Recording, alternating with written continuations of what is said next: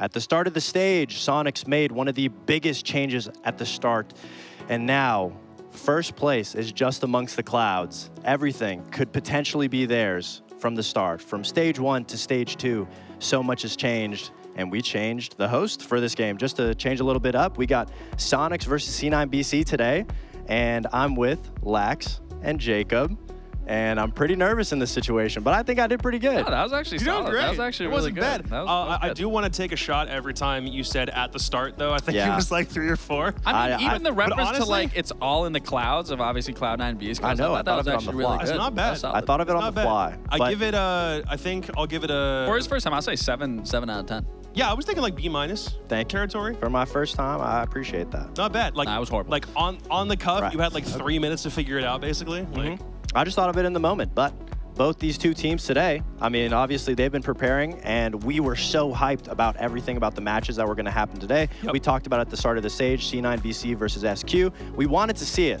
Now, obviously, the stakes aren't that high for both teams, but for SQ, it's all about pride, right? Yeah, it's a little bit of both in these situations. Obviously, SQ want to get their first place finish here and solidify their spot, which they can, but there is a little bit that they have to do similar to Luminosity. I believe they have to win 7-3 here and can't go any bit past that. But even for C9 Beastcoast, they can't make any headway further into these standings. But if I'm not mistaken, they still want to have a dominant performance to show that they aren't slacking off by any means, and that they still want to look like a force to be reckoned with going into playoffs. There is one caveat that we do need to mention here, which is not something that we knew before the day began. It's that C9BC are not going to be playing with their full lineup, unfortunately. Gav is in a weather situation, which means he's not in a position to play, at least for the minute. So Merc is now stepping in to play for C9BC for this matchup. That is interesting. Which is, we got to reuse the Merc asset for this one. So yeah, Merc is playing for the team, at least for today, which is an interesting scenario. We haven't seen Merc play in any Tier 1 matchup since he was on the Soniqs. It was during that LCQ run, and it's good to see him back, but obviously it's not the sort of situation C9BC would have liked for their last game of the round robin. So. No, not at all. And I mean, C9BC, even though they aren't necessarily playing for much today, hey, Merc, he's got his hand up right here. He's trying to get trying to get back in focus. I mean, trying to get back into the rhythm of things. But C9BC here today, I mean, we all know them from winning Manchester, and obviously what we want to see at the end of the day is a really decisive win. Close enough. Oh! There we go. There we go. There Maybe? This is hurting my eyes, and I'm wearing glasses. I feel like I'm blind. I was going to say, he has the TSM World Championship shirt on, too. He's locked and loaded. He's ready to go. He is ready to go, and I mean, they need to be ready to go, because the issue with C9BC is they've been kind of solidified themselves in that middle ground. They've been beating up on the weaker teams, and they have been losing very close games to the top teams, but they find themselves in this situation where they have fallen off a little bit from that Manchester roster that we all expected to win. Yeah. And now, today, it's their last chance. They're stuck between 5th and 4th, I believe. There's not much change that could happen to their standings, but obviously, for going forward into playoffs, to feel like that team that won Manchester, obviously, they would need a huge win.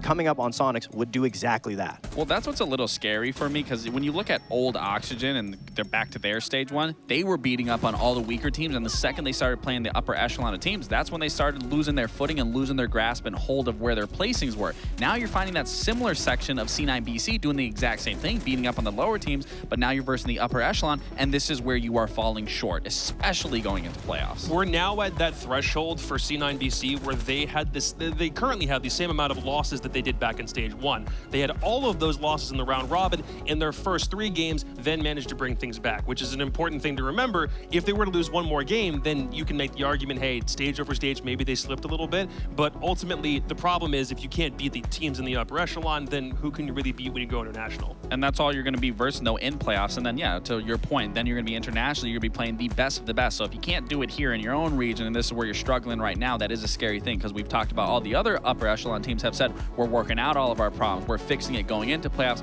Now we're seeing C9BC start to taper off going into playoffs. Yeah, and we talk about upper echelon teams, and there's no better team currently right now besides Soniqs. Obviously, they've been playing phenomenally. Good segue. Thank you. I appreciate that. Let's go, dude. They've been playing phenomenally well, and they are also playing with their full roster today. And we've talked about how every single player of that roster has been doing amazing for the team. Yeah, they've been doing a wonderful job, and we talked about it way back during the first day of how fast this roster was going to change, and it's changed fast. They quickly adapted. They quickly got onto pace and onto track where they were with the roster change of Troy, bringing on Surf, and then even Super coming back into the coaching staff. I mean, it truly is a highlight for this team to be finding the success that we're seeing them find so fast and so early on, because again, that was a huge question. That was a huge shakeup. What is it going to look like? But you got to feel good if you're SQ looking at that and seeing your placing from stage 1 to stage 2, only finding 1 loss so far and possibly then closing out a win here to solidify that spot even further, and then obviously 8th during stage 1. It's actually insane that the first time Merc comes back into pro play is against the team that he used to play for. The irony like, what is this actual timing? It's also great for Soniqs to be in this position, but I think you still probably want to get maybe another loss or 2 under. Not that you want to lose, but the lessons that you learn from losing are going to be things that help you like later on into the future. And currently, they still only have the 1 loss this year. Yeah, in some situations, sure, you'd say that, but then you look at how fast Troy has been able to turn this team around to be quick to adapt. So it's like, sure, a loss would probably help this team, but when they lose the rounds, I think that's where we really see them come into fruition of Troy being able to quickly make those adjustments and adapt properly, like we talked about back during their first match with the blitz play, for example. The first round didn't work well, but then we saw the other 2 and it was immediately changed, and those rounds were quick to success. What do you think, Fox? I mean, I think Soniqs have been playing really well, and I think the biggest issue, I understand what you're saying, is they want to lose to be able to fix those issues beforehand and talk about what they can do better. Nobody and wants obviously, to lose, like, nobody wants to, but obviously for, like, you know, bettering themselves in the future, I see what you're saying. And when you look at their stage 1 and stage 2 comparison, it's obviously super good, to say the least. Obviously, they didn't have the performance they wanted, but when you look at stage 1, obviously a lot more losses. It's not like a huge taper off. They only managed to pass that EPS rating as a team only 2 times, whereas then when you go to stage 2, you will see their EPS be reached over 4 times. And this goes to show how well their performance has been so far. You obviously saw they only have 1 loss compared to their last stage. I mean, this team is on the up and up, and it's really hard to pinpoint a certain area where this team is lacking by any means. It's just when we saw them lose to SSG, it was just a little bit of a fumble. They got a little too overzealous. They didn't give them the respect. But since then, I mean, there's really nothing I can nitpick at this team. They're almost looking perfect in every single way. When you can say that the worst a team is doing is solid, then that's fantastic. And that's exactly where they've been. It's either at worst, I mean, yeah, you know what? Pretty damn good. At the absolute best, it's complete contain and crush. And that's exactly what you want from a team.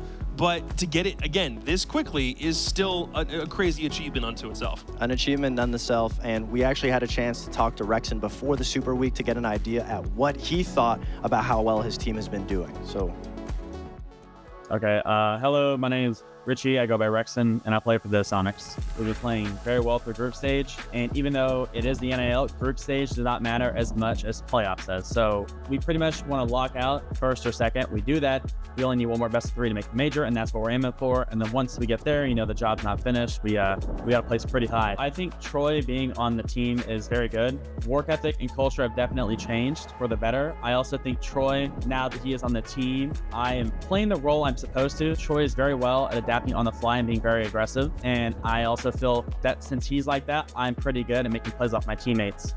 He puts me in spots where I flourish, so I think me being utilized correctly on top of him being a good IGL, I think it works out very well. With the other teams, C9, one of my best friends, Gunner, on the enemy team, they won Manchester. He got MVP. He played very well. We're supposed to be the underdogs. I do think they're a good team. I think they play the meta very well, but I'm extremely confident in my team, and I think we're better than them. We don't want to lose any games. Worst case scenario, get 1 or 2, because again, when you have that extra life and you only need to play 1 game to make the major, it's a lot of pressure off, a lot of weight off your shoulders. So the expectations, obviously, make the playoffs, and then in the playoffs, make the major. When we do get to that point, which we will, I'm very excited for, to make an event. There's absolutely no circumstance at this point where the Soniqs can't make a massive run through playoffs. They're already guaranteed a phenomenal result at this point. I'm seeing them at the major, like no question. You're already calling. Wherever they find You're themselves, already like, yep, they've gone. They're going to the major. 100%. Yeah, I think the biggest thing that sets Soniqs apart. Hey guys, I'm back to an analyst. I think the biggest thing that sets I'm back in the chair. What the hell? Soniqs apart from the rest of the teams at the top currently is they are the most adaptive, and when there's an issue inside of a map, they fix it almost immediately. And we've seen it time and time again throughout their maps that they're just so problem solving, and that's something that making it into a best of 3 format gives them so many more opportunities to be able to fix things. And then also, it makes you feel very confident of them at a major, specifically playing against other styles of play, other regions. It's drastically changing every single event. So obviously, the team that can adapt the quickest is always going to be on the best foot forward. And to be fair, all these players have LAN experience and a historical LAN experience as well, with obviously Troy being on that roster. Surf even got his experience back in EWC on that Luminosity roster. So you can be confident that with this team going to the major, obviously I'm saying that a little premature, but they should theoretically do extremely well at the major. I would say you're already like calling their shot for them before they even get there. It's hard not to not see this team possibly being at the major. I think consistency is the biggest thing to see from Sonic so far. Yep. We haven't really seen many hindrances where it's something to worry about. Like I said, I can't pinpoint out anything. Obviously, you don't want to see it now. So if they can close out the stage and then go into playoffs knowing that they put their best foot forward and everything was as solidified as they can, yes, we talked about them needing to make mistakes to hopefully learn from it. But if they don't have to make mistakes, like you said, it's the best situation possible. It's just one that seems so unfathomable to the average team. That's why it's so impressive to see Sonics potentially do that in today's last day. I do want to make note. It is interesting, and obviously that's unfortunate for Gab not to be able to take in this game. Yeah. But for bringing on Merc that just came off this Sonics roster, and I'm sure they did tweak a lot of things, but maybe there is something that Merc can quickly identify and be like, hey, I know what they're doing. I know what they're trying to go for. That could be a recipe for disaster here for Sonics. But again, I would assume that with everything and the changes that they made, that it probably won't be that significant, but it is something to keep in mind going into this game. I think we probably would have had a much broader discussion about Sonics and C9BC and like who's meant to win in this case had it been C9BC playing with the full roster. I think at this point we're just assuming that this is Sonics' game to lose at this rate. But absolutely, I think even before it was Sonics' games to lose, just because they have been so much more consistent compared to C9BC. Yeah. Obviously, bringing in Merc though as a substitute is no easy task to play against. Obviously, Merc is a very talented player, and if anybody is aware, currently he is LFT. So this is a situation for him to make his position known, and it's always difficult playing against a player who has something to play for. If you're saying C9BC, it doesn't change in the standings, and if you're saying SQ, yes, they're top 2, that's important, but Merc is playing for a potential job on another team. So obviously he's going to be putting everything into it as best as possible. So I think it might be a lot closer than we'd expect. Oh, absolutely. And I mean, again, to touch up on Merc, he's still playing Siege. He's still streaming Siege. He's still staying well within the realm of Siege. Did he turn off a co-stream today because he was like, yo, hold on, I got to play a game real quick? Yeah, probably. And again, I think it's good to Fox's point, you know, he wants to make his name more known than it already is, and that he still can compete at the highest level, even if he was forced to take a little break here. This is the game to do it, and especially against the roster that dropped you, to show them that they were wrong, to show them that it was a bad mistake, to show those other teams, why didn't you grab me? This is what the future could have looked like had I been playing with you. Yep, it's very true. The final best of one of the stage has finally arrived. Either Sonics make it to top 2, or C9BC and their new best friend Merc decide to gatekeep them from that honor. Parker Mackay and Jesse Chick have the call on Cafe.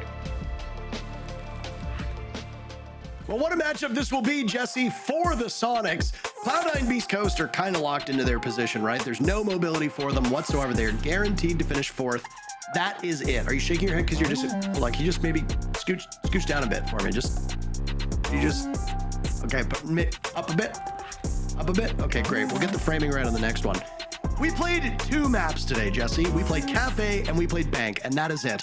Cloud9 Beastcoast are locked in at this point. They cannot go anywhere. As for Sonics, they would like to regain not only 2nd place, but how about even 1st place? They need all 3 points, and they need a positive round differential of +3. As the desk talked about, and as we mentioned in the matchup, it was right before this, they have a bit of a leg up, Jesse, because Merc is playing as a stand-in for Gavin due to, I believe it's called an act of God in most insurance policies. Your favorite time of day, operator bans, I yap through it. Feel free to take over.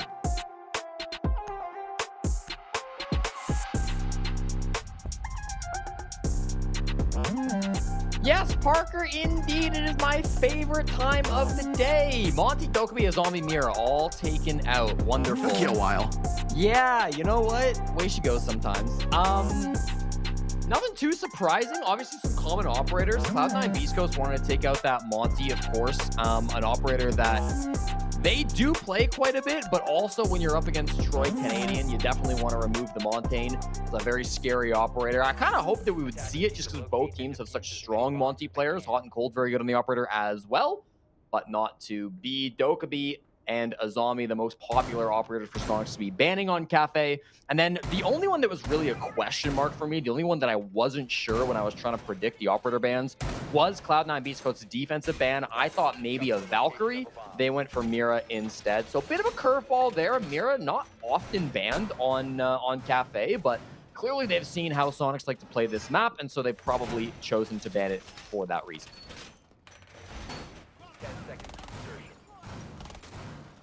Well, very good. I'm very glad that you were able to jump on in here. Thank you very much. And sometimes, anytime, Parker, sometimes anytime. Jesse, when I say, "Hey, man, Jesse, why don't you take over?" Maybe you're a bit bashful. Maybe yeah, I was a little shy. Yeah, I mean, it happens. It is. You know, we were talking in the previous matchup how sometimes when it's a very important match, sometimes people get a little bit like scared. The players do. Yes. Yes. Well, Jesse, I don't know if you know this, but you're casting the defending major champions. That's true. And you are casting the Sonics, a very large organization, and Super does like to yell at people if they don't cast his teams correctly. Maybe you were a little bit shy about this matchup. Maybe you were Luminosity in those first 6 rounds of Bank when I threw to you. Maybe that's what happened. Well, Parker, maybe I was, but you know what? I'm planning to be Luminosity in the second half of this game for the rest of this cast, because that's when Luminosity actually showed up. Not enough to win, I guess. Maybe this analogy's bad. But in any case, Cloud9 Beastcoast are playing against Sonics, and Sonics are hunting for that top 2 spot. They need 6 rounds to steal the secondary buy from Space Station Gaming. Of course, if you finish top 2, you don't have to play the first round of playoffs. SSG currently in second. Sonics could take that from them. They only need 6 rounds, a single point, even an overtime loss would be good enough for the Sonics. So, playing against now their former teammate of Merc. They will start on attack here on Cafe, and they've had a mission of clearing this top floor. There's one player in Piano who is going to be a big, big problem. Of course, right on the other side of this top red wall, but it's Spirits from below who strikes first, taking out Ambi, who is situated at the top of those red stairs. Ambi being an early death is not something that is foreign to him, but is certainly something that can hurt this team. Merc taking out Surf, former teammate, then being vanquished himself. It will take a while for Merc to understand this team and the way it plays. He is not, of course, an actual member of the team. Rexon swings into Piano. Somebody must have given him the all clear, and that was bad information. As Gunner tries to head back into the map and gets knocked over by an air jab, a very belated air jab that was actually positioned by that main bakery door. It's all up to Grixer and the oldest person to ever touch Rainbow Six Siege, Canadian, as the last 2 players on the side of Sonics. This is a tremendous start for a team that is effectively playing at a major disadvantage. Canadian dies to Spirits. That's Canadian on Canadian violence. And Spirits' rampage continues. 3 kills to be had in that round. And it's a nice start for Cloud9 Beastcoast. You will absolutely take that. Of course, the Sonics, not a bad entryway. They just couldn't really have the full information as to who was roaming around that top floor. Definitely, if they had a little bit better drone work, maybe could have fought that out. But you definitely got to credit Cloud9 Beastcoast for finding some of those and denying that information. Then they had no fear about playing aggressively. You know, they were happy to go for swings, happy to challenge SQ. Very different from the matchup that we just saw, where it felt like Cloud9 Beastcoast were constantly moving around that map, constantly going for swings, constantly trying to find themselves in positions that Sonics just did not expect. One question that I had when I heard that Merc would be subbing in for Cloud9 Beastcoast is he going to be able to bring any extra bit of intel? Because obviously he played on the Sonics throughout Stage 1, throughout the offseason. It wasn't that long ago that he got dropped off this team. So I do wonder if he's going to be able to bring any of that secret information, if he knows how they play. Sometimes even if the strats have changed, even if you don't know the exact playbook that Sonics like to go for, you'll know, if nothing else, their tendencies, what players like to do, what positions they like to hold. By playing with them for so long, might have been able to pick up some of that on the side of Merc. So we'll be interested to keep watching that. And of course, as the Death pointed out too, Merc is LFT, and so he's kind of showing off his resume at the moment, showing what he can do. I mean, Merc is a world champion after all. He's going to do well. You know what? I don't even think Hot and Cold did a single thing in that round. I was thinking to myself, I was like, who was really involved in that actual execute? Not Hot and Cold. That's for sure. What's he gonna do this? What's he gonna do? What's he gonna do this time, huh? What do you think he's gonna do? What do I think Hot and Cold? Well, he's currently in train, sitting inside a train that does not move. Most people will be shocked to learn that train not going anywhere, parked as if it were in a parking lot. So it's going to be on the onus of Soniqs to clear him out of that position. Obviously, the bomb site not too far away from him over there, so they want to be able to find that pressure. Instead, they will track the Valkyrie. The Valkyrie? They will track the Warden. My mistake. And Diffuser immediately drops. Valkyrie even did the round. I don't know where I saw that. Maybe you were going back and rewatching the VOD because that's freak behavior that you commit when you'll say, yeah, I just went back in the break and I rewatched the round. I was talking to my favorite caster, Lynx, and Lynx told me that, you know, he's done that as well before. You know, it really hurts my feelings that you keep saying this, and I know that you know that as well. It just keeps driving the proverbial dagger deeper into my heart. Yeah, Lynx does a great job. That's not what I'm saying at all, and you know that. Jealousy's like an ugly color on you. Is it jealousy or is it envy? That's right. Why don't you let that marinate? Nothing has happened in the last minute and 40 seconds. Hey, I mean, they took the top floor control. Everybody in Cloud9 Beastcoast is falling off the top floor, and Surf is working on those floorboards. He is what's that game called? Home Renovator Simulator or something like that. Gunner goes for the run out on the Grixer, and Cloud9 Beastcoast have really liked taking their chances, at least through these round and a half that we have seen. They went unpunished in the first round, largely because of this man right here, the French Canadian on your screen of Spirits. He could be a difference maker in this round. 3 kills in the first. He's a man on the run. Diffuser and Gunner have been punished so far. 30 seconds to go. Soniqs now need to get the execute underway. Hot and Cold will lose full visibility in his position as there's a follow-up from Canadian as he drops. And control of the B-bomb site is there. Merc attempting to take it back. Unsuccessful. Spirit's the only kill as the rampage from Soniqs rolls over C9 BC. And we have a tie game. That was a really clean push, actually. Full taking control of the top floor. They took their time. They didn't get any picks, but they knew they didn't really need it. Eventually, they do find Diffuser and Gunner to start that round. I think, honestly, Cloud9 Beastcoast getting a little antsy. Gunner trying to go for a run out. Diffuser maybe playing a bit aggressive on the top floor as well. Both of them did end up getting punished, and then that opened the door from Soniqs. They found out exactly where the weak point was. They realized, okay, with this floorboard open, with control of the red stairs, we can drop in through train and then work our way back inside of mining. The one player that was nearby to try to stop that on Cloud9 Beastcoast, who was playing inside a pillar, got shut down. So super clean push from the Soniqs, and this shouldn't really be a surprise. Throughout the stage, Soniqs have had an insane attacking win rate. They have a 60% offensive win rate here throughout the stage too.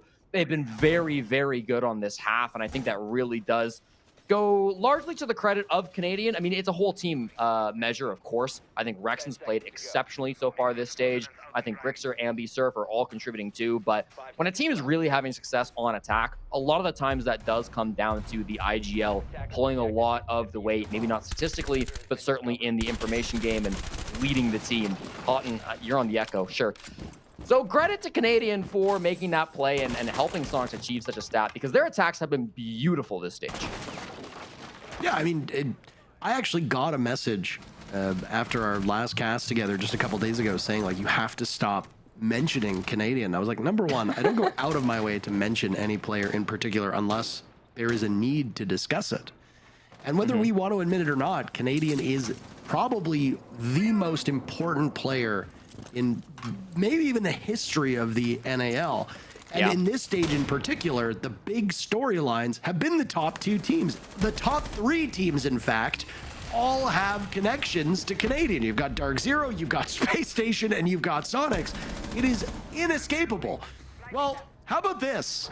This SQ team has been rejuvenated by the addition of this new IGL. And of course, you also have to discuss Super stepping in as a coach for the team.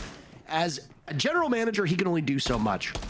But now that he's the bona fide coach of the squad, his ability to help the team is surely working out. He and Canadian have revitalized a Soniqs roster that was always good on paper, but is now seeing quite a bit of success. And DZ is also succeeding with their changes too. This has been a very beneficial roster move as the team has settled in with Nafe.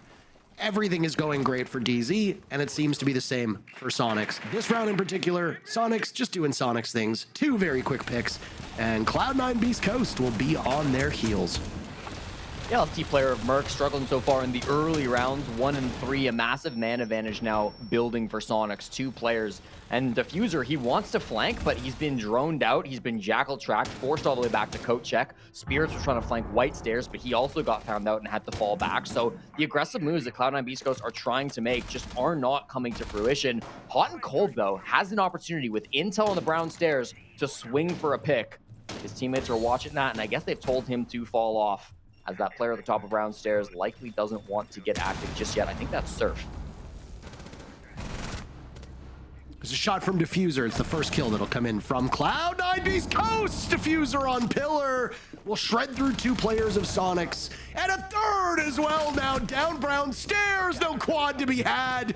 Ambi himself is streaking, and they're going to the quad, baby. 20 seconds remain for Matthew Stevens. Man whose name is Hot and Cold. Players from Soniqs, very cold. Coming out of the freezer. Look at this in such close proximity. He hears it, but Ambi shuts the door. What a terrific round from the youngster. And Soniqs will prevail in the 3rd round. 18 years old from Chicago and some of the best mechanics in the entire world, showing it off there. I thought for sure that we were going to be talking about the one player who was able to flank and make something happen on the side of Beast Coast, but no, Ambi comes out on top and shuts it all down.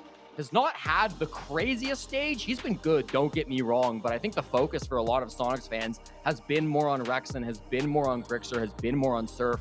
When it comes to the player getting the kills, Ambi has actually had the second least amount of frags coming in for the Soniqs. So nice to see him stepping up. Obviously, primary entry on this team, using this as his time to shine. He has been excellent since joining the squad late last year, I guess early this year in the season. But really fantastic stuff coming through from Ambi in that round. He racks them up so nicely, and there are very few players in the entire world that could say that they have mechanically the same level of ability as that kid. No, yeah, absolutely correct. It looked like for a second there we were going to either a tech pause or a tactical timeout, but instead we just get the replays. We get the goods, baby. Diffuser almost cracked this round open with his play by pillars, then down those brown stairs over towards Whiskey, but he lost that engagement. If he'd won it, oh, they all ran right upstairs at the same time. I was like, what the hell's going on here? They got sites set up to do, Parker. Of course, you've only got a certain period of time to get it done. I think the mirror ban is actually going to play a huge part in how these teams go about holding this top floor. We've already seen how mirror bans can affect a map like Cafe. But here in particular, you cannot hold Cocktail the same way that you could if a mirror was on the board. Bathroom holds are a bit more challenging. One of the innovative Mira holds that we actually saw on the Cafe bathroom came from TSM, if you recall, when Bolo and Merc were both on this team. Now Merc is in the lobby, so he would be well accustomed to dealing with a Mira setup up there, but instead, he and the rest of his team say, let's just get rid of it.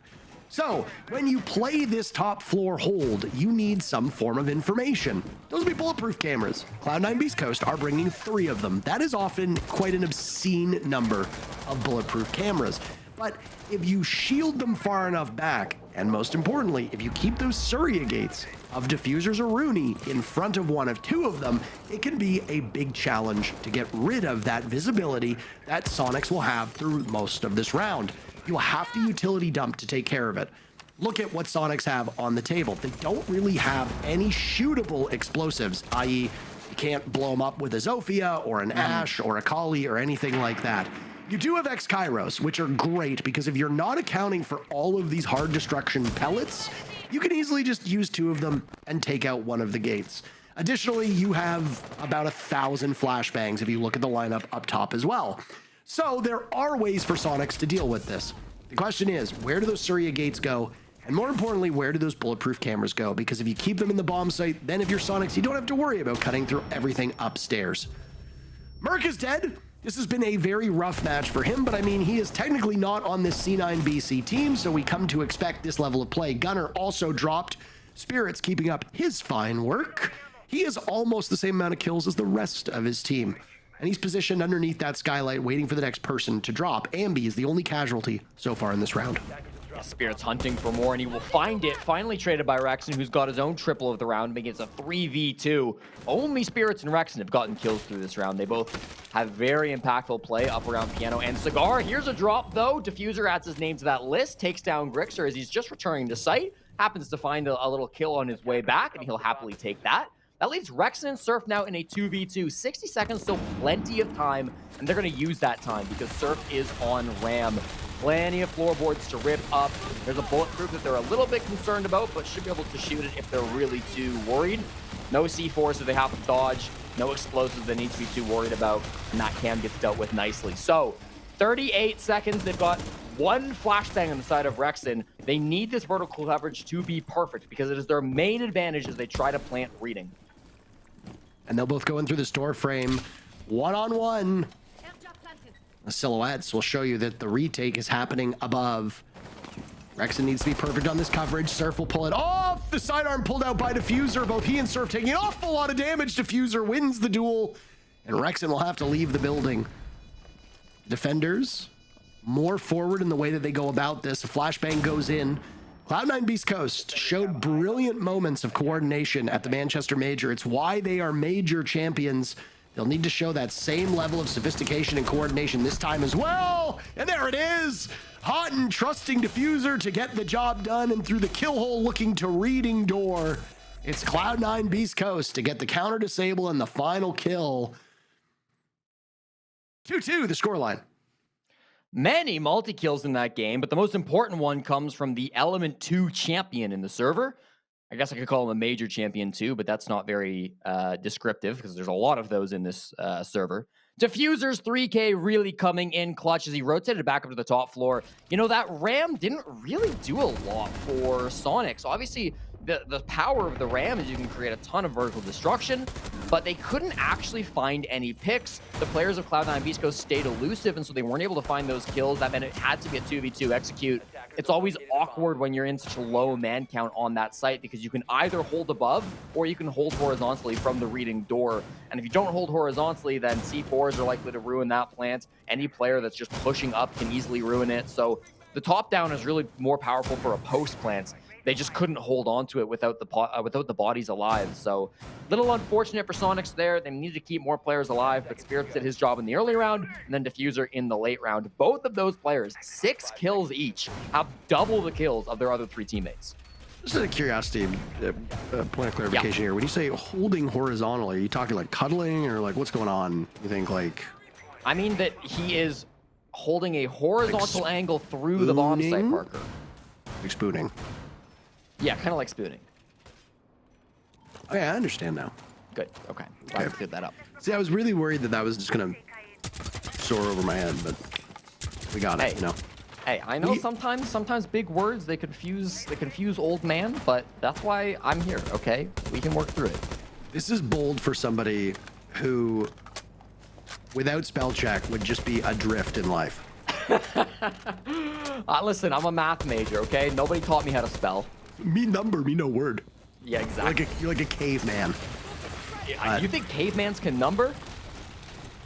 Cavemans. This is proving my point here, aren't you? You think cavemans can number? We are a tier 1 broadcast. Folks, ladies, gentlemen, non-binary friends. Do you think cavemans can number? Put that in the book. That's locked in right now. That's Jesse J. Chick, never nominated for an esports award. All right.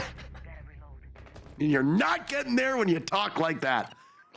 Grixer with the leadoff kill. Goodbye, hot and cold. Cloud9 Beastcoast have actually surrendered a lot of these first picks, and yet it doesn't really matter because they've had the big secret weapons through the midway round, which is Diffuser and Spirits, the 2 players you talked about. The midpoint of these rounds are so good for both of these players. Obviously, there will be a lot more on their shoulders. Canadian gets his very first kill. I'm stunned as to how he was able to slap Merc. Ambi with a kill as well, and suddenly Cloud9 Beastcoast, with a little bit over a minute to go, are in a terrible spot. Not a single point of damage has been done to Soniqs, and yet there are only 2 players remaining for C9 BC. Easier to melee when the opponent can't see, and Ying can accomplish that fact very easily. Canadian's so proficient on that operator, of course. What do Gunner and Diffuser do to pull this one back? I'm glad I'm not in their situation. Could go for a flank, perhaps. Diffuser's all the way down on the bottom floor, so he's got a ways to go, but up ground could find the back of a player on a balcony, but he's just missing. There's a default cam still up as well. That's huge for Cloud9 Beastcoast. Unfortunately, Diffuser's on a drone, so he will immediately get shot down from above, leaving his teammate Gunner in a 1v5. Under the hatch, he could get one, if not for the fact that he can't see. Canadian up above is able to find his second of the round, and a flawless victory will be secured for the Soniqs. You calling me an old man, and Canadian just pulls that off? I am older than Troy. Oh, I know. He might as well be one of the oldest specimens alive. He's still pulling it off. But it's the same with what we said with him on Dark Zero, right? And it's what we talk about with other IGLs. The same conversation has revolved around Nafe in all the DZ matchup. Oh, he was stuck for a second there. I was wondering what was happening. Was he trying to climb into the monitor or not? Nafe has struggled offensively in a lot of these matchups, but it doesn't matter when you have all of the threats that Dark Zero has. When NJR, Pambazoo, and Bolo are on, they can dominate almost every team in the world. Add Kobilax, who is still finding his footing and has shown signs of brilliance as well, and it is not imperative that Nafe gets the same amount of kills. The same can be said for somebody like Canadian. It is impossible to argue how much better Canadian has made these individual players on Soniqs. They are more disciplined, they are more restrained, and they are playing a very structured style of play. Again, not all that credit goes to Troy. A lot of it does go to Super, who is now the new coach of the team, as Goddess has retired, and as far as I'm aware, is left professional esports to go play World of Warcraft and RuneScape as a normal civilian, and boy oh boy, she's free. I envy her. We are all trapped in here. That's of course a joke. But this 1-2 punch of strategy from Soniqs has made the team much better.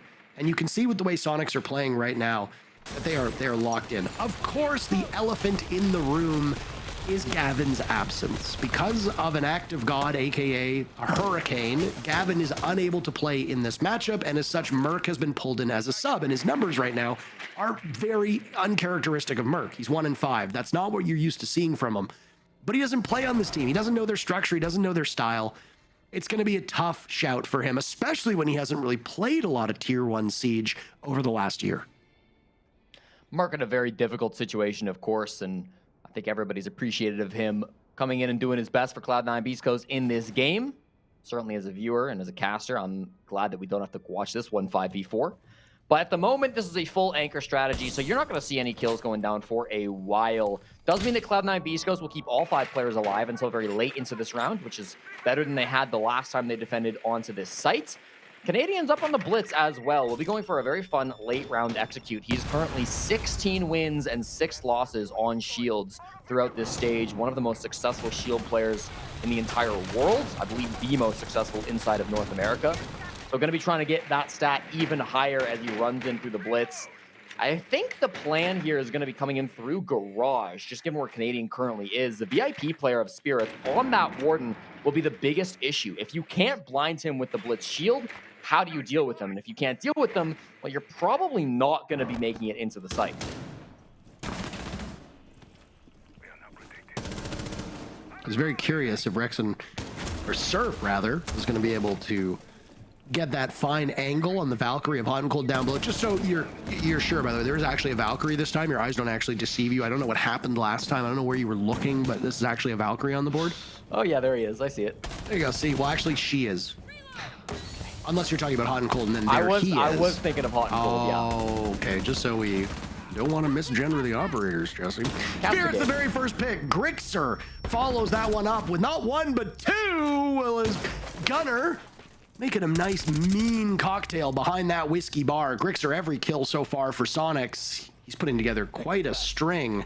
He's got Ambi and Surf alongside him to do some serious damage.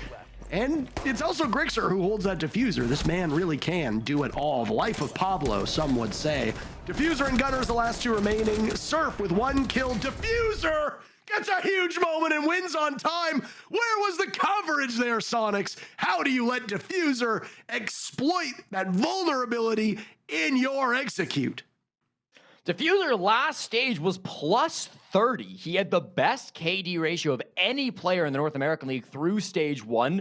He comes to this game plus 4, a little bit off of where he was, but he has still been absolutely ridiculously good for Cloud9 Beastcoast. I mentioned this the last time we casted him, but I truly think ever since getting glasses, he has just been so smart in his positioning, so good as a player from his individual mechanics. I think as an individual, his mechanics have always been good, but I just really, really like his decision-making so far through this stage. I think he is always in the right spot, always doing the right thing. He's been a huge asset for Cloud9 Beastcoast, not only in this game going 8-3, but throughout the whole stage has been absolutely fantastic in helping Cloud9 Beastcoast secure that playoff position where they currently are.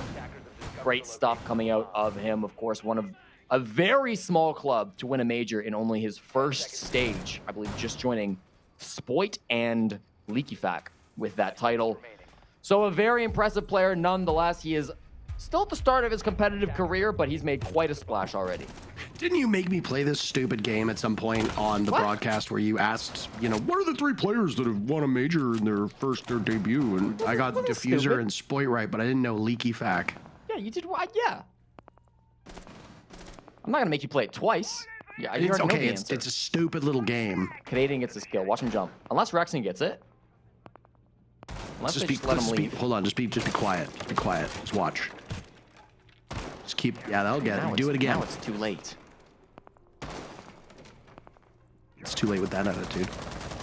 He's on the roof. How many times do you think he's gonna punch that window just to have the same result? Well, now it's prep. Now he can jump out of it. He's not gonna.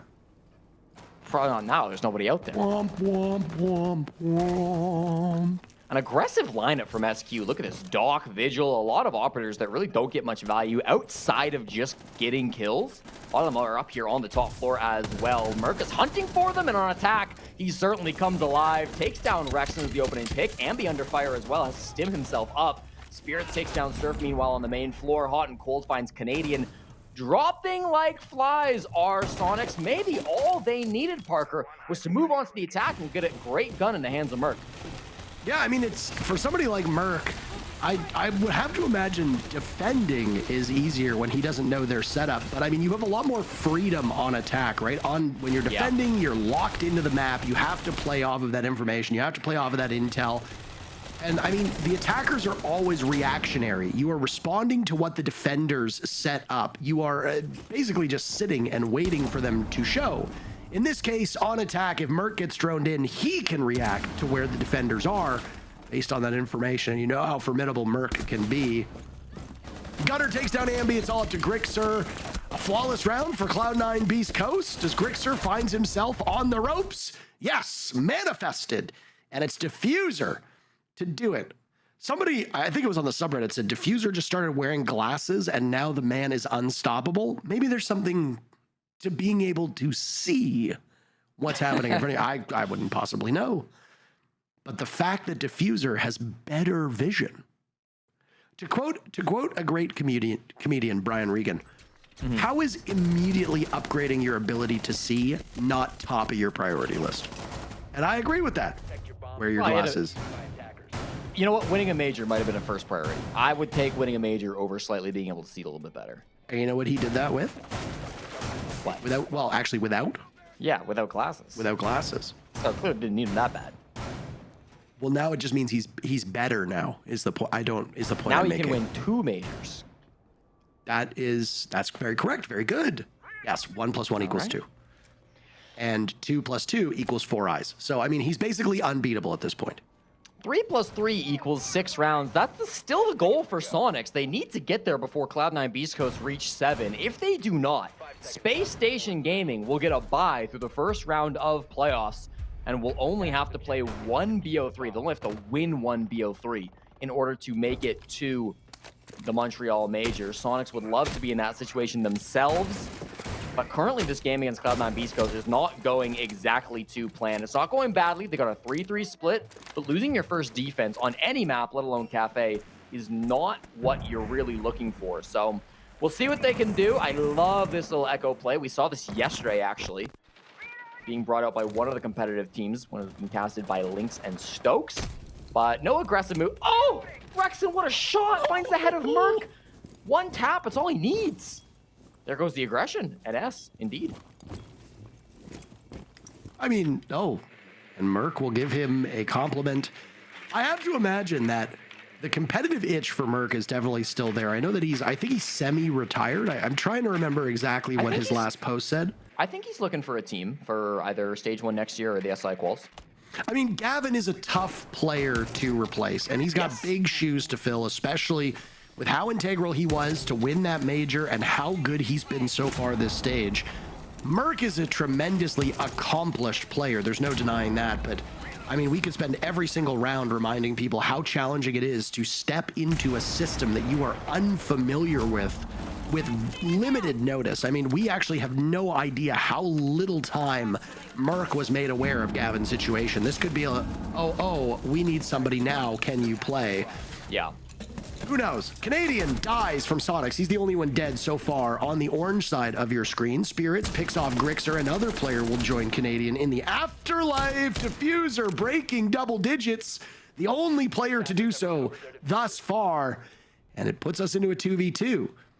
Cloud9 Beastcoast with the lead in terms of rounds. They could increase it by 1. Diffuser will take up space inside a bakery. Now into prep. He still has 2 death trackers, by the way, and 50 seconds to go. One of these players will be hounded by that little flying drone. Who is it? It's Ambi. Get the smoke's location known and let Spirits try to determine Rexen's location. Over by Freezer, the smoke returning, gets caught inside of Small Bake, and now it's all up to Rexen. Cloud9 Beastcoast in the driver's seat at the moment, and Diffuser will hunt him down. Diffuser holding the case with the exact same name, but he's going for style points. Spirits gets it done instead. And even though they're down a player, Cloud9 Beastcoast are looking mighty good. Soniqs' opportunity to make it and finish in the first place overall is almost gone. I love that Damos play from Diffuser, honestly. I don't know if we caught it, but before he tracked the smoke, he tracked the Kaid. So he quickly tracked the Kaid, saw that he was over by Freezer, and then tracked the smoke, saw that he was red stairs. That meant that he had intel for both of the 2 remaining defenders on the side of Soniqs. He relayed that information to Spirits, and Spirits perfectly shut them both down. That is excellent teamwork, excellent utility play. Damos is not an operator that Diffuser has really played with throughout the entirety of Stage 2 so far. Before this game started, he'd only played he'd only played Damos twice. Throughout the entirety of the stage, it's usually been hot and cold that's brought this operator and then tried to fed that information to the rest of the team. It's not like it's completely brand new, but Diffuser certainly on a new-ish operator, getting a lot of good value. I love seeing that out of him. Again, just kind of bringing more credit to the idea that he has been so smart this stage, making such great decisions. I can't say enough good things about him. Yeah, I mean, Diffuser was on the tip of everybody's tongues at the major, and this is the angle right here. Look at that. On the chin. Boink! In the face! That is a very nice shot, by the way, but one that you only get one opportunity. It's your moment. Don't let it slip away, I believe is what they say. Inside of the kitchen, though, Soniqs were cooking mom's spaghetti, and uh-oh. They threw it all up. C9 Beastcoast now in a very favorable position. I believe this actually seals Dark Zero finishing first overall. I'll have to look and crunch the numbers, but you needed a +3 round differential. If Soniqs win 7-5, it only gives them a +2 round differential, which would then actually put them in Dark Zero against a head-to-head tiebreak, which Soniqs have. So at the present moment, as long as my numbers are correct, and keep in mind, I'm the old man, the caveman who does English, you're the one who does the numbers. Yep. As far as I'm aware, Soniqs need to win the next 4 rounds in a row, and they finish first overall. If they cannot do that, if they lose a single round from here on out, it doesn't matter if they win or lose, first place goes to Dark Zero. What Soniqs does need then would be at least 2 points to surpass Space Station and finish in the top 2 of this region, because right now Soniqs are in 3rd. They're 1 point back of Space Station. Depending on what happens, if they get a single point, the round differential would be what matters the most. And Soniqs entered the day with a +4 round differential over Space Station, which is honestly quite a cushion. So if they can keep that up and they lose in overtime by 2 rounds, they would still maintain that distance and they would go back to 2nd place. But hard to talk about all of this when there's nothing actually on the screen other than the action. 1 minute off the round, and it's a cocktail assault for Cloud9 Beastcoast. Yeah, I'll just tell you that again, we need 3 rounds from Soniqs. 1 point will be good enough to get that top 2 position. Vault over SSG. And the Candela is looking to rain in from Gunner as well. That'll force the drop from his teammate. Hot and Cold, somewhat blind and also dead. Shot in the head by Surf. Diffuser, of course he does, finds another kill, adding to his massive total. After that, it kind of stalls out. Diffuser's not done, finds Ambi elsewhere on the map. They've made an interesting entry from Spirits. Diffuse Kit is inside of Cigar. They've got to find a way to pick that up before they go for an execute. I think Spirits, recognizing that fact, says, I'll just leave.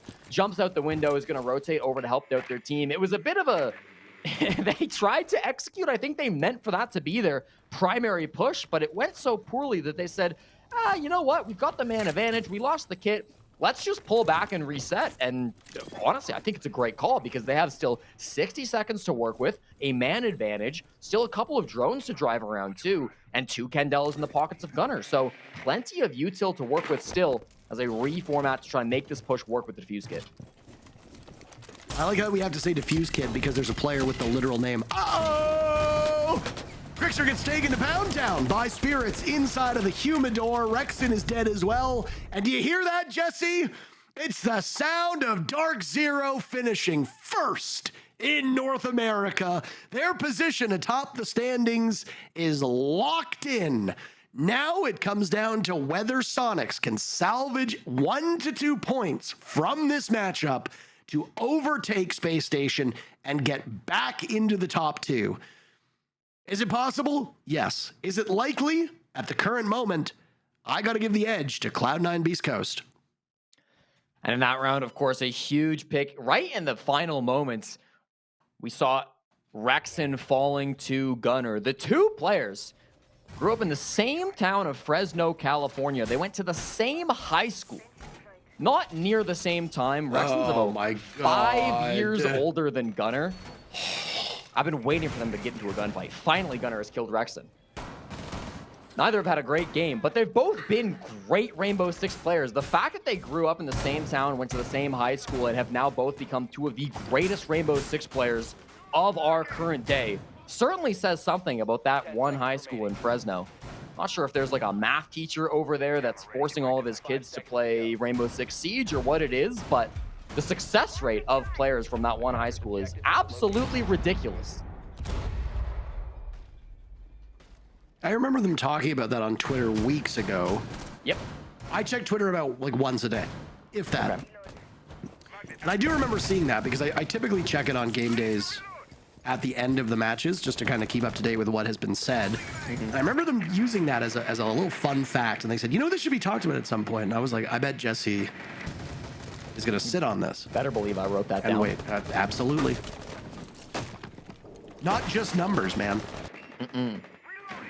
No, I dox people too. That's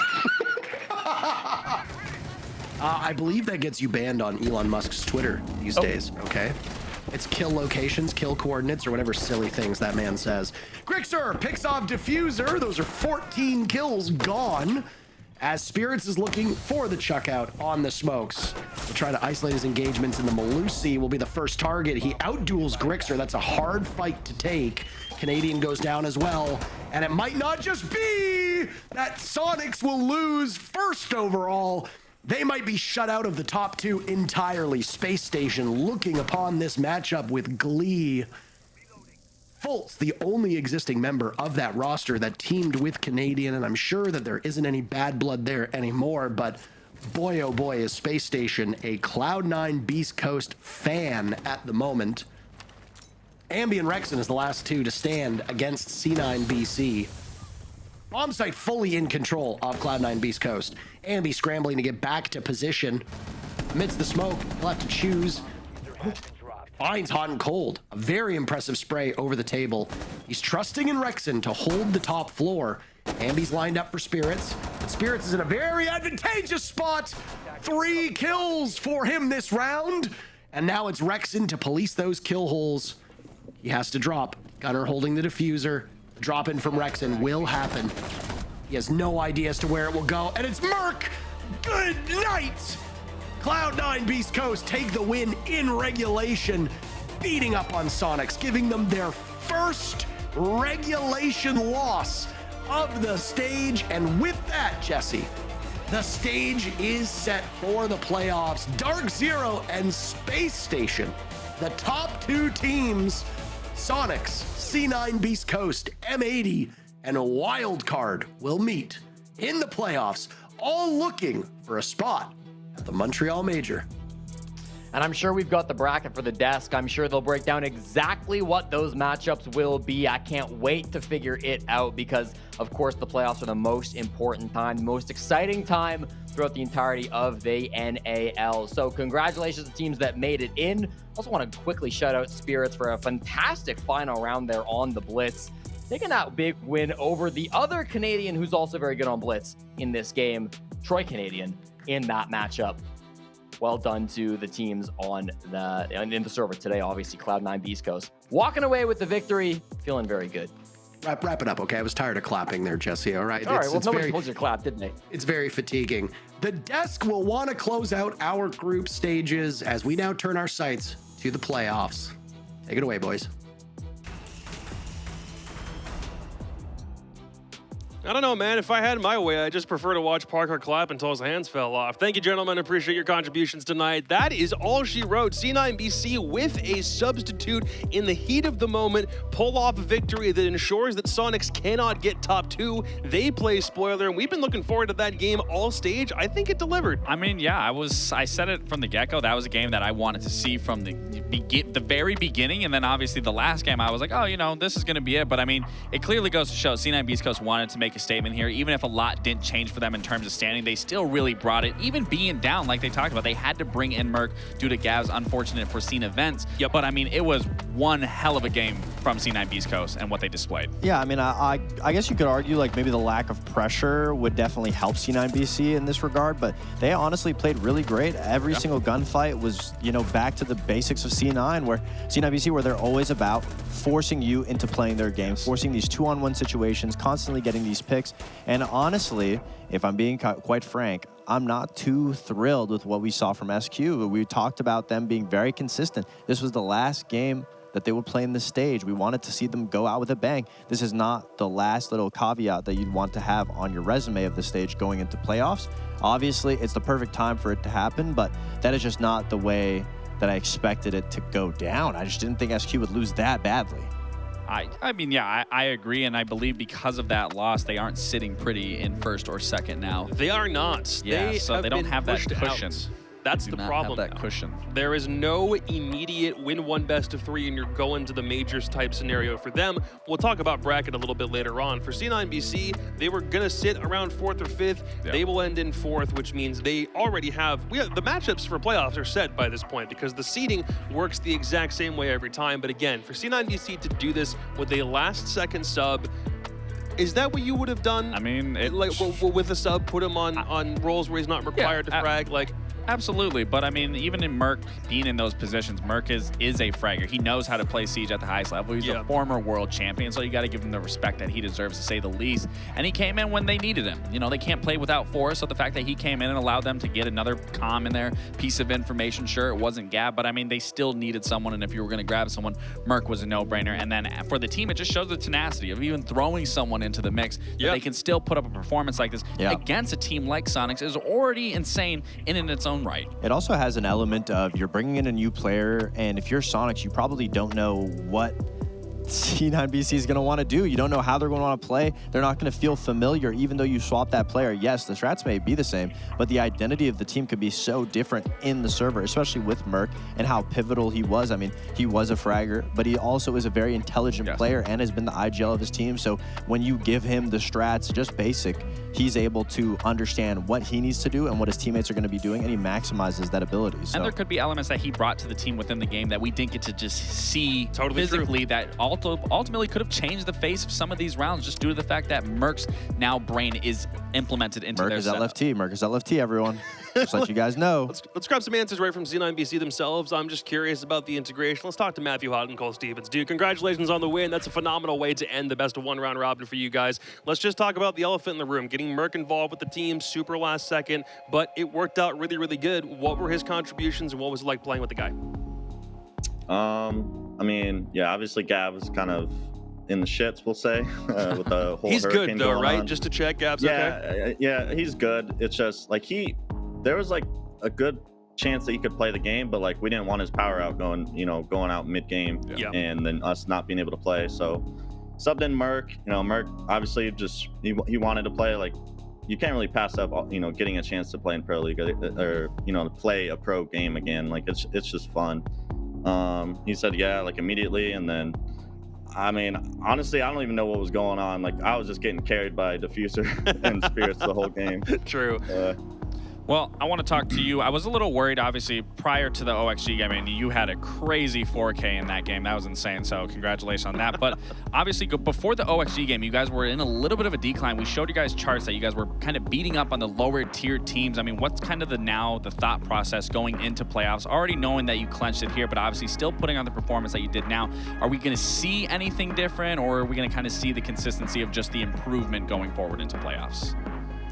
I mean, yeah, obviously it sucks to lose to the higher end teams. I think DZ played really good against us.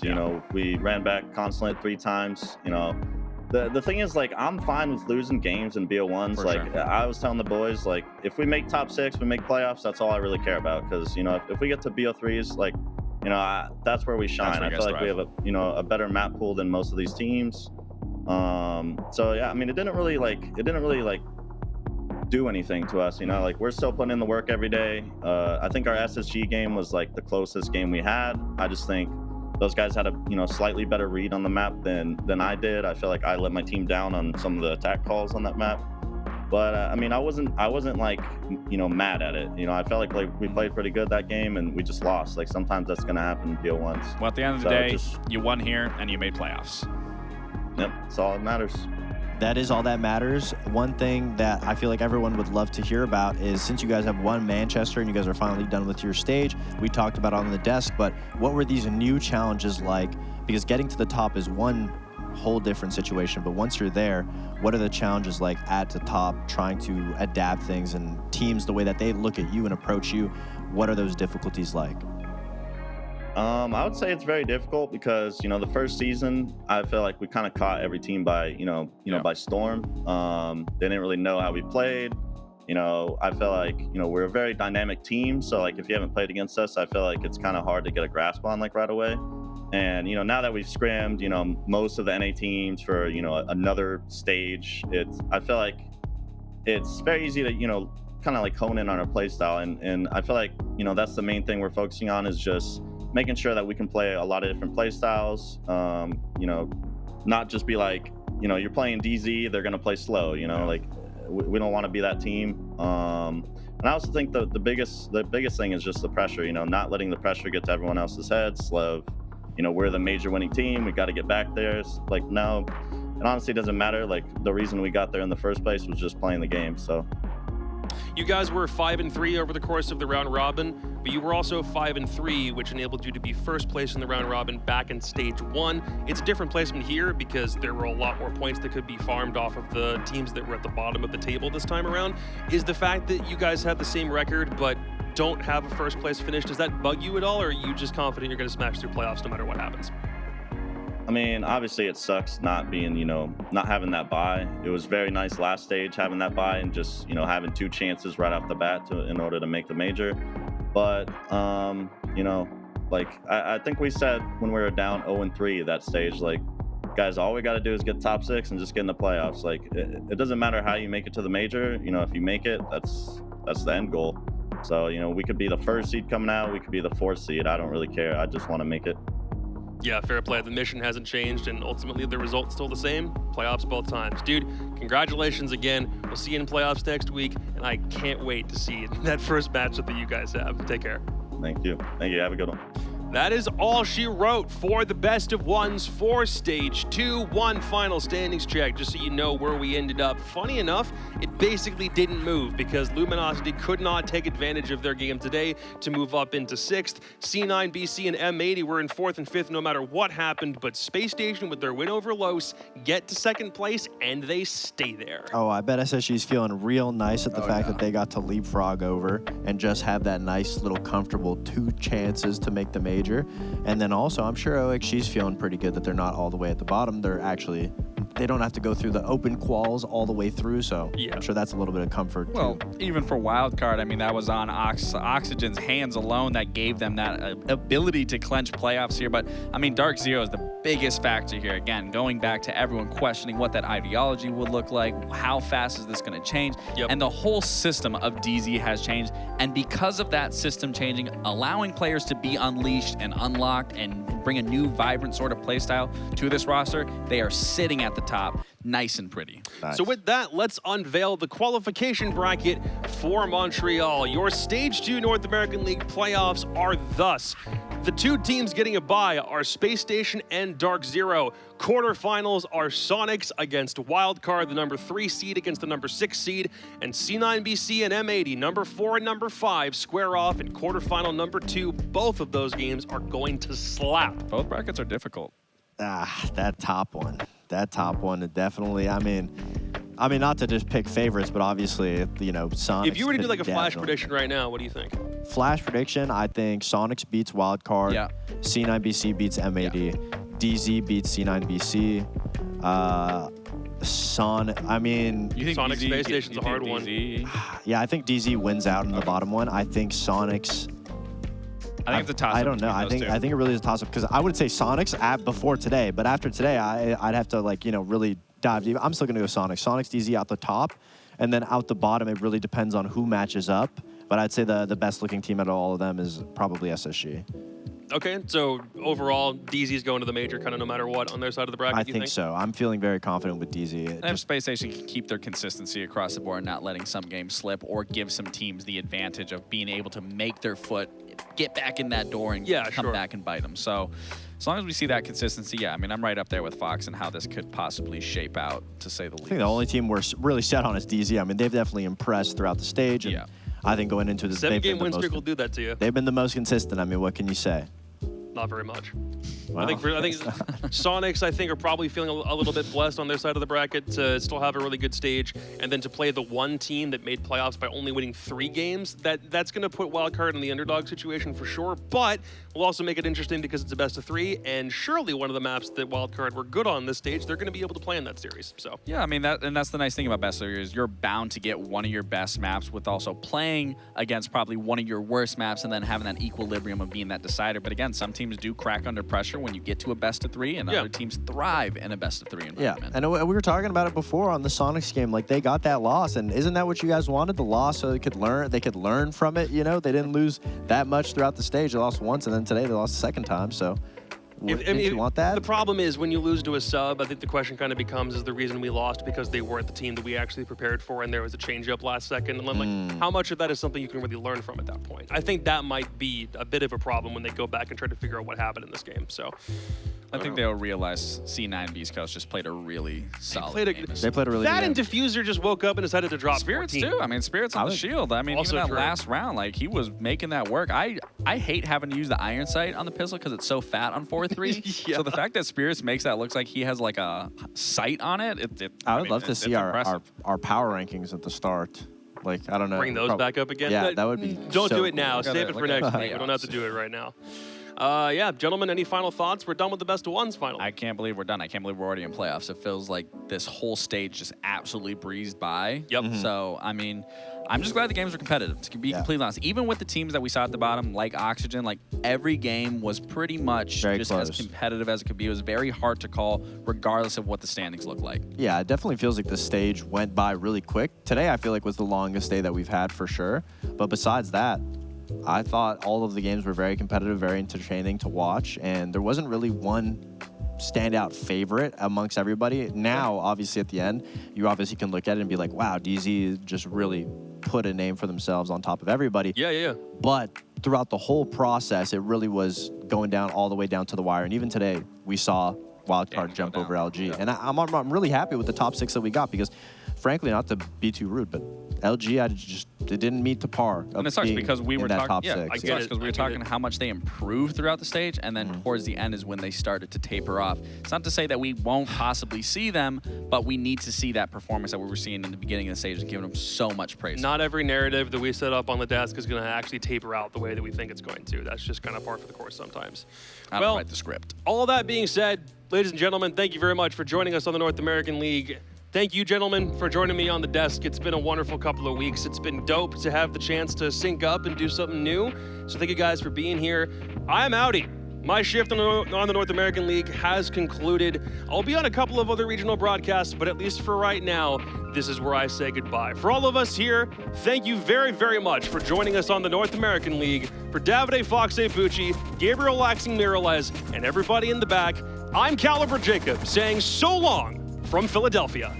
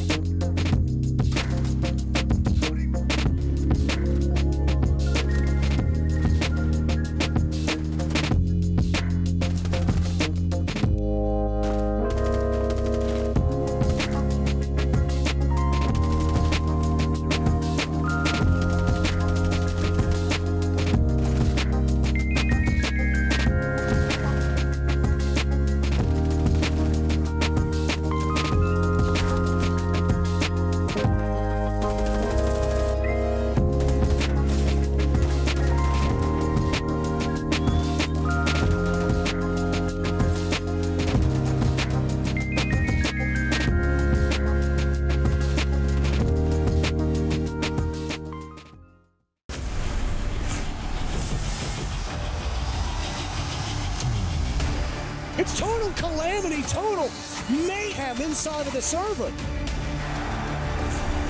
Out of nowhere, they find their round back into their favor. Holding up for the plunder.